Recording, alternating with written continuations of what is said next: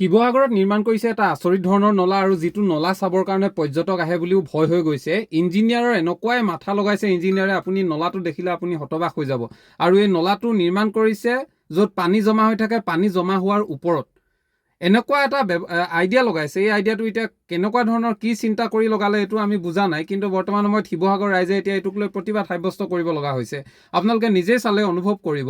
এই নলাটোৰ যিটো ৩৭ নং ৰাষ্ট্ৰীয় ঘাইপথ, বৰ্তমান সময়ত 4 লেনৰ যি কাম হৈ আছে, এই 4 লেনৰ কাম হৈ থকা অৱস্থাত এনেকুৱাকৈ নলাটো নিৰ্মাণ কৰা হৈছে।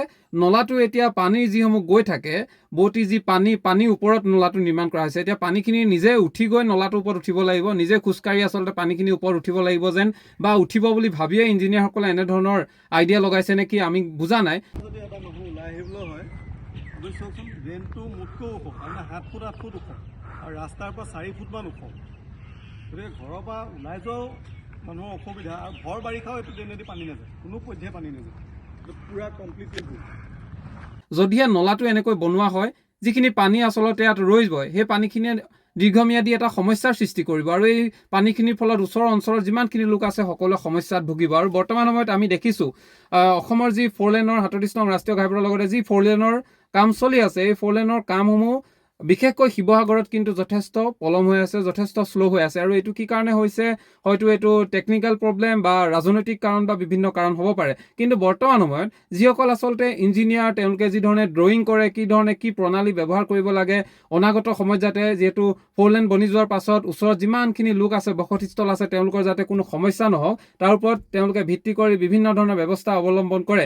কিন্তু ইয়াত এতিয়া শিৱসাগৰত এই জেঙনিকটীয়াত তেওঁলোকে যি ধৰণৰ এতিয়া নলাটো নিৰ্মাণ কৰিছে, য'ত পানী ৰৈ থাকে, পানীতকৈ ওপৰত নলাটো নিৰ্মাণ কৰি দিছে।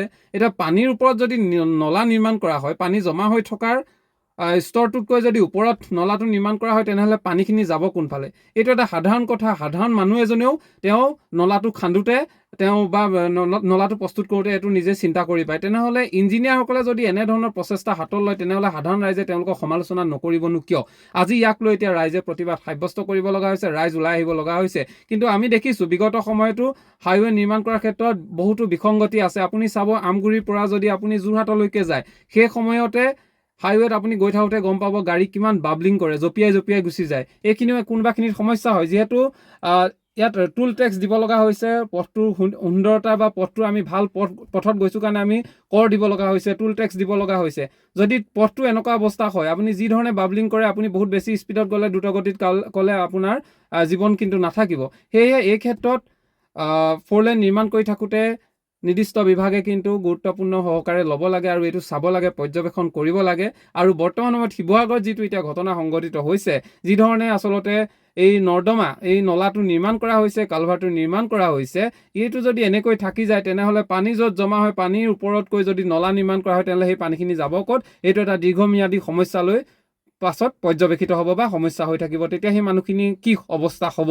এইফালে পকীপথ বনি গ'ল, হাইৱে 4 লেন বনি গ'ল, মানুহ অহা যোৱা কৰি আছে, ইফালে তাৰ ছাইডত যিখিনি বসতিস্থল আছে সকলোৱে সমস্যাত ভুগি আছে। এনেকৈ এটা সমস্যা সমাধান কৰি যদি অন্য এখিনি সমস্যা সৃষ্টি কৰে, এই ধৰণে কিন্তু কাম কৰিলে ৰাইজে কেতিয়াও ভাল নাপাব। আৰু সেয়েহে ইঞ্জিনিয়াৰসকলে কিন্তু এই ক্ষেত্ৰত বিশেষ গুৰুত্ব প্ৰদান কৰিব লাগে। আমি দেখিছোঁ, আমি সকলো ইঞ্জিনিয়াৰকে নকৰোঁ, কাৰণ বহুতো দক্ষতা সম্পন্ন বহু ইঞ্জিনিয়াৰ আছে, আমি লগ পাইছোঁ। তেওঁলোকৰ যি টেলেণ্ট, এই টেলেণ্টক আমি প্ৰশংসা কৰিবই লাগিব। কিন্তু তাৰ মাজতে একাংশ আছে যিসকলে কিন্তু কোনো ধৰণৰ চিভিক চেন্স নাই যেনেই অনুভৱ হয়। এই ক্ষেত্ৰত আপোনালোকে কি ভাবে জনাবচোন।